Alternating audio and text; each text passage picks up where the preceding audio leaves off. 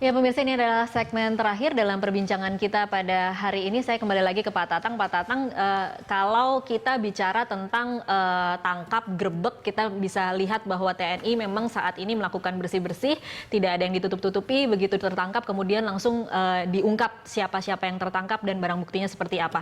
Nah, selain langkah-langkah seperti itu, apalagi yang dilakukan di dalam TNI untuk kemudian melindungi, mencegah, memastikan bahwa internal TNI itu aman atau terlindungi dari susupan narkoba yang ingin masuk ke dalam internal TNI. Baik, jadi sebenarnya di TNI sendiri ada program pencegahan penyalahgunaan narkoba ini. Istilahnya itu adalah P4GN ya. Itu berbagai fungsi di situ bisa dilakukan.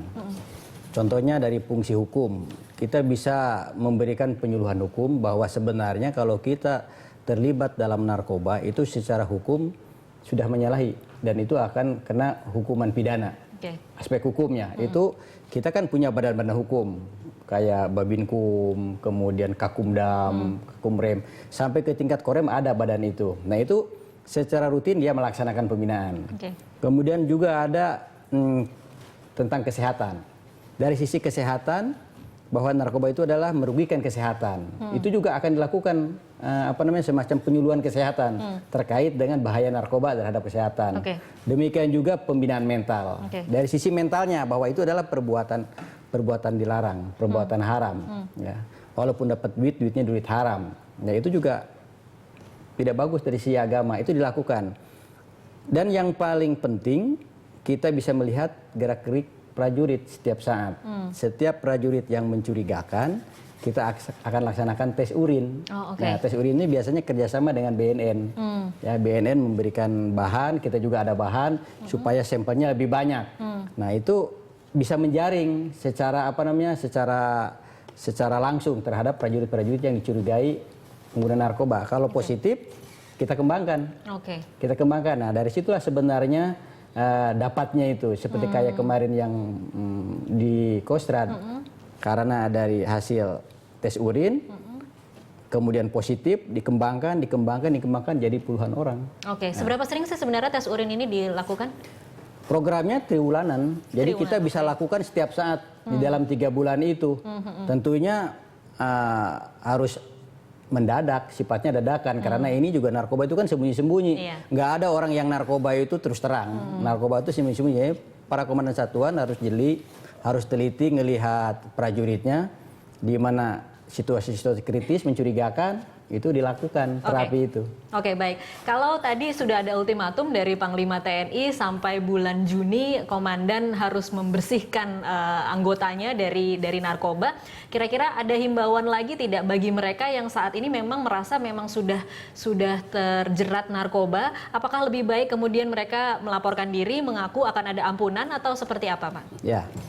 Jadi Panglima menyampaikan bahwa memang ada program rehabilitasi itu TNI kan tidak menang. Sebenarnya yang paling penting dari program itu adalah niat. Kalau ada seseorang atau niat prajurit ingin berubah menjadi tidak pemakai narkoba, itu lebih bagus. Ya, tidak harus kita tes, berhenti, langsung hentikan kebiasaannya itu. Lama-kelamaan kan ketergantungannya itu akan hilang. Tapi itu mungkin perlu waktu ya, perlu waktu. Baik. Pak Asar, kira-kira apa yang bisa dilakukan kalau tadi Anda bicara ini sudah tidak mengenal profesi, tidak mengenal jabatan, mau menengah, mau kopral, itu bisa semua kemudian bisa kemudian pola pikirnya menjadi berbeda ketika narkoba sudah masuk ke dalam dirinya. Nah, kira-kira langkah pencegahan kalau tadi Pak Tatang bilang sudah dilakukan kok P4GN, kita sudah jelaskan sanksi hukum, kesehatan, mental, tes urin. Kalau itu semua tidak bisa mempan, apa kira-kira yang bisa membuat orang kemudian tetap takut gitu loh, harus cari terobosan ya, ada terobosannya. Begini, saya kira instruksi presiden itu bisa dimaknai itu ya. Tidak boleh ada ekosektoral, kemudian harus setengah gila, harus nggak usah setengah gila aja sekarang nggak apa-apa ya. Gini, kita melihat bahwa sekarang yang disasar ini ya eksekutif, yudikatif, legislatif, sama aparat. Nah, sekarang kembalilah.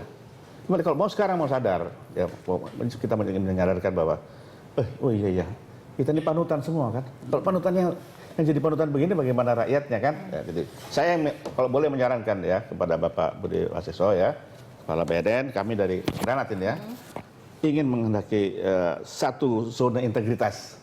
Yang diutamakan adalah eksekutif, legislatif, yang yudikatif. Ini dulu, bersihkan.